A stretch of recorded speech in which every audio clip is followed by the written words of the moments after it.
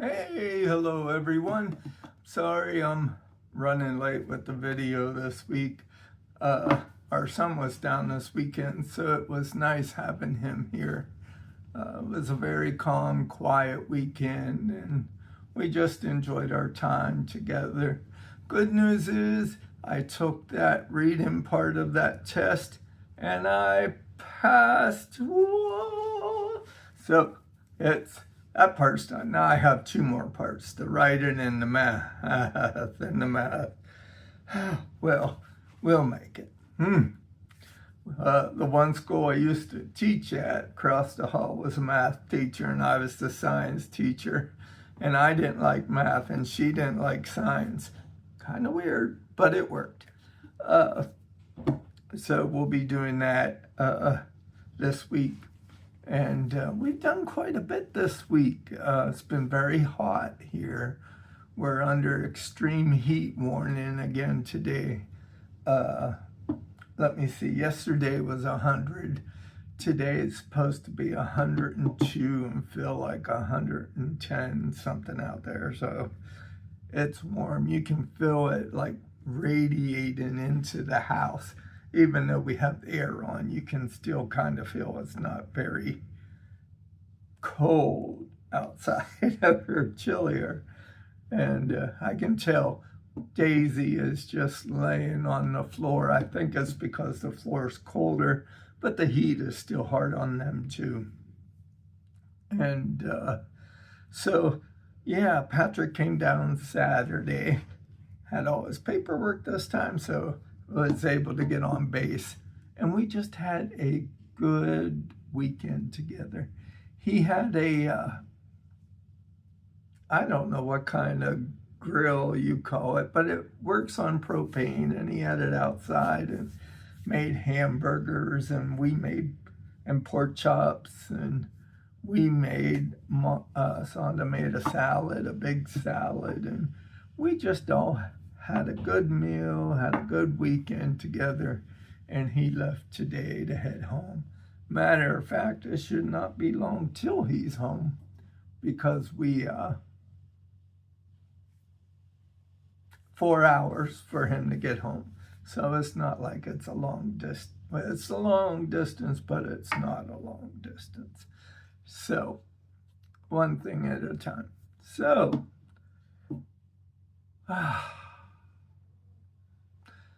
what do we talk about?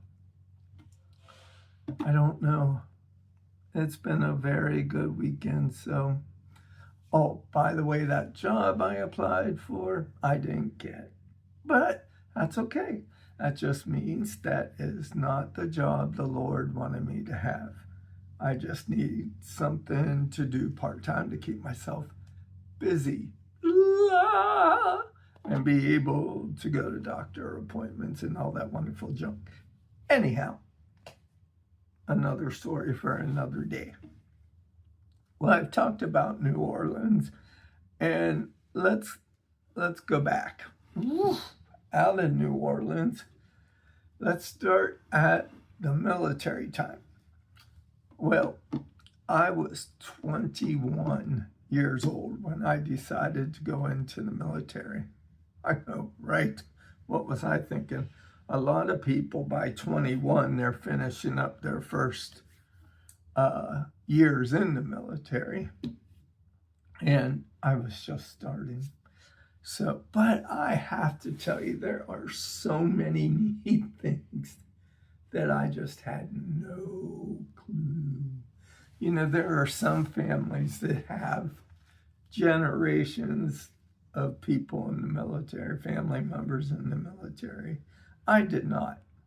My uncle on my dad's side was in the military. He was Air Force. Well, yeah. And on my mom's side, that actually made it in the military, my grandfather was in the Navy, and my uncle. Those were the only two that made it in the military. Now, I, at the time, was trying to go to school and trying to work at the same time, and I just couldn't do it all. So I thought and prayed about it. I joined the military. Well, I seen a recruiter, and this was in the 90s, like right at around 96 time frame, because I actually went to basic January 8th of 97. So anyhow, I weighed 145 pounds. Can you believe that? Now I'm a little over that. But anyhow, so I had to take an ASVAB test, and they are so nice to you. You go to, they put you in a place to stay, and then they have you take the test that day, and then they even take you back home or to a drop-off point. Well, I passed the ASVAB, no problem. So next step is deciding if you can pass the physical, and I passed the physical.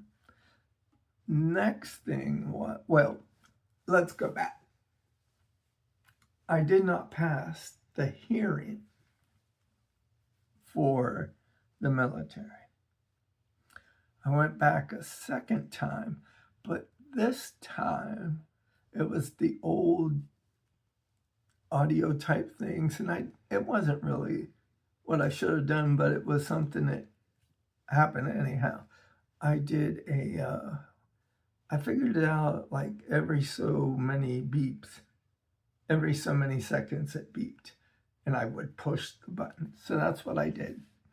And the recruiter told me, the night before, keep cotton balls in your ear on the one side, so in your ears, both sides, to help make them more sensitive, keep noise out and stuff. Anyhow, so I took it again and I passed. But because I had to take it a second time, I did a waiver. I had to sign a waiver saying the military was not responsible for my hearing. And really, they weren't. But anyhow, moving on, because the hearing part, Anyhow, so then I got to meet with the one sergeant who did my placement. In the Army, you get to choose 3 positions, okay? And then they tell you, they give you 3 positions to pick from. And my 3 was chemical, MP, which is military police, or administrative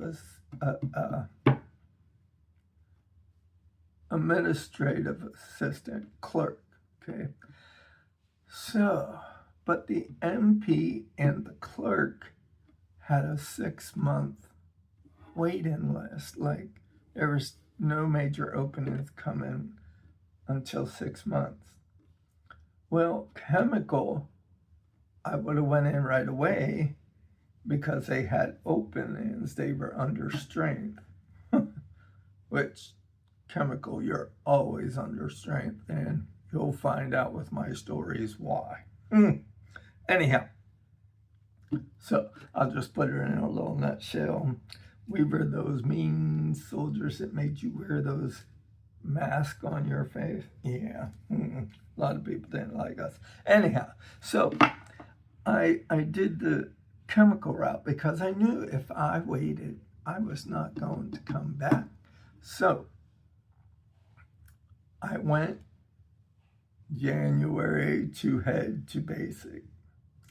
I had myself geared up because that recruiter was a great recruiter. He lied to me just like every other recruiter would have. No, but you have to kind of spice it up a little bit to get the person there. He spiced it up pretty good. Well, back then, you didn't have to do any of the things I'm going to tell you about. So they gave us a nice flight to Georgia, and then we took one of those cruise liner type boat. I don't know. I forget what you call them, but fancy buses that you take tours on, right? Took us the 2 hours from Georgia to Fort McClellan, Alabama.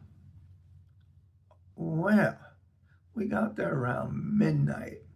And then they start yelling at us, get off the bus, get off the bus. So we got off the bus and we went into a gym and they gave us a cot and left us sleep for 2 hours. Then they got us up, started in processing us. And I mean, I have never gotten so many shots and the whole 9 yards. I mean, I was vaccinated to the hilt. Oh, and then the following day we did PT, physical training. Now, let me tell you something. I was very naive because I had no idea about running a certain amount of time. I had no idea about push-ups or sit-ups. That drill sergeant told me to get down, do push-ups. I had no idea what he was talking about. Sit-ups, I had no idea because I wasn't expecting that. So I was like, oh. So, but anyhow, I didn't make it. I didn't pass it. So what happened is at the time they had a thing called a physical training or something. And really what it was for like 3 weeks, they just ran and pushed and sit-ups like crazy, okay? Well, I made it. I got in the basic, doing what I was supposed to do. Oh my goodness, those runs. Ugh. I can't tell you how many times I lost my cookies along those routes. Oh, but as drill sergeants would always say, if you're not throwing up, you're not running your best. So, and we would run 4 miles all the time and then 2 miles. And the real one was cadence. And you had to run in cadence through, oh my goodness. Anyhow, we had to do all that. And the next thing I did, I'm telling you, I was Gomer Powell of the 90s because I had never done half this stuff. I've never been in the South before. I've never been because we were not getting out till the end of June because our schooling for being a chemical soldier was blended into basics, which they called OSUT. So we started in January and we ended in June. Well, I've never been to the South. I have never been put into that heat. Oh my goodness, it was crazy. But anyhow, so next thing was shooting. Now you might say, you're from Pennsylvania, you have had to shoot a gun. I never touched a gun. Well, I got my M16 as they were called, and I didn't do very hot. I was never good at it. Because I would not say I'm a bad shooter. I would say I'm terrible at zeroing because you have to zero your weapon where you get 3 shots within a circle, within a small little diameter of a circle. And that's called a shot, like how you have to have it to shoot. Well, this is what I did. I had this trouble. Is I get my first 2 in, boom, boom. Then the third bullet would be off in no man's land. So I figured that whoever I'm shooting at, I'm still getting them with those 2.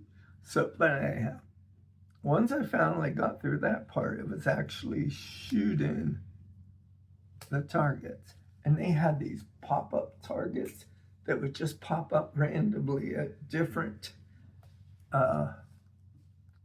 intervals, 50 yards, 100 yards, all that kind of stuff. Well, every time, I was one of the last persons to leave the range because I would get so close.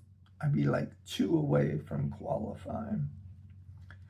I got my exercise from walking those ranges, picking up rounds that have been shot. So, and I could quite possibly be put out there again the next day with the ones that didn't make it. So, and I mean, I had trouble with shooting and PT because another thing I didn't know is once you're out of basic, you're out of your MOS, you go to your duty station and you have to do that every 6 months. So shooting never got better. I was always that one. It was the last to leave the range. And then PT. Oh my, I did PT every day. But here's my issue I had. If I pushed it on the push-ups and the sit-ups, I couldn't make the timeline for the run. Or if I didn't do as much push-ups and sit-ups, if I pushed it on my run, then I didn't do enough push-ups and sit-ups. I still passed, mind you, but I just passed. Now, saying that, there was twice in my military career that I did not pass my PT test. And it was always just by a few seconds on the run. So anyhow, we managed, we got through our military career, but boy, it was not easy. And there was a lot of things I did not know. Well, I got through all that, right? I finally got through. Oh, let me come back to the very beginning to give you this little piece of information. I thought, oh, this is great. I'd be following in my uncle's footsteps. Well, let's go back a little farther than that. I owe everything with the military to my Aunt Karen, my Uncle Eddie, my mom's side of the family. He was in the military. He did 4 years in the Army. And my Aunt Karen, seeing this pathetic young man that I was, so small and everything, and told me about the military and said, you can do it if you want. They don't hit you or anything anymore. And I thought, well, I can be yelled at. I can handle that. And, but they still do hit you. But anyhow, nothing, not on purpose, but they still do it. Anyhow, so it looks like an accident. Anyhow, so we got through it. I mean, I had some really good drill sergeants, don't get me wrong. And I've had a lot of good NCOs, non-commissioned officers. And I've had some really good officers, too, that I worked with.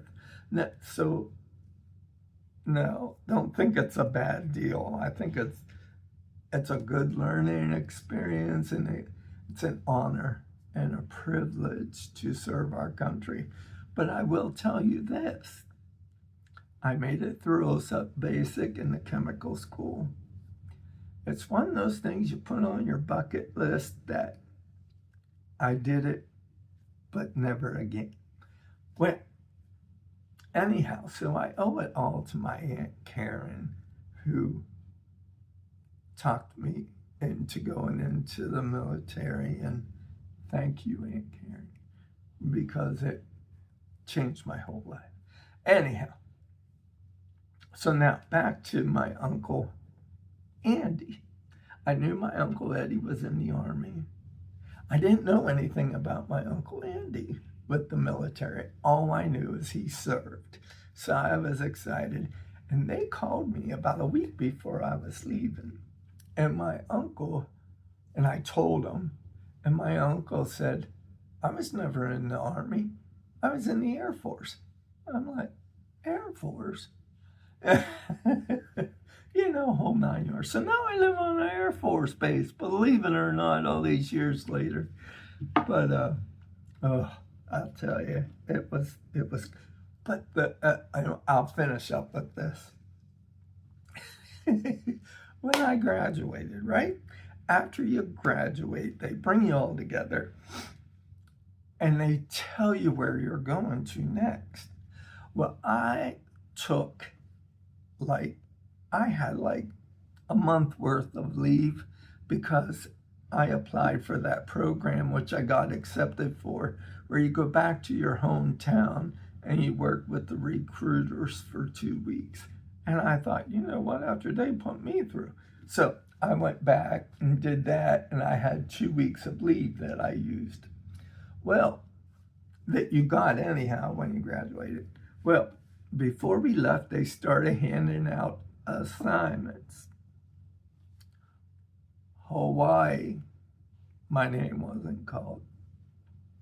North Korea, which I was ready really to go to North Korea because I was single at the time.